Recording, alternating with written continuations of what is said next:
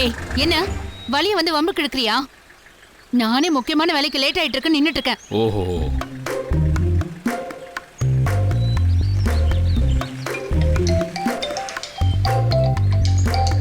எடு. நீயா? நானே தான்.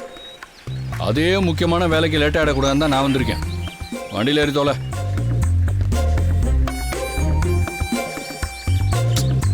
இப்போ ஏற போறியா இல்லை அந்த பொண்ணுகிட்ட போய் உனக்கா அவங்க எக்ஸாம் எழுத வர மாட்டாங்கன்னு சொல்லிட்டாங்கன்னு சொல்லவா? சொல்லவா? தலை எழுத்து.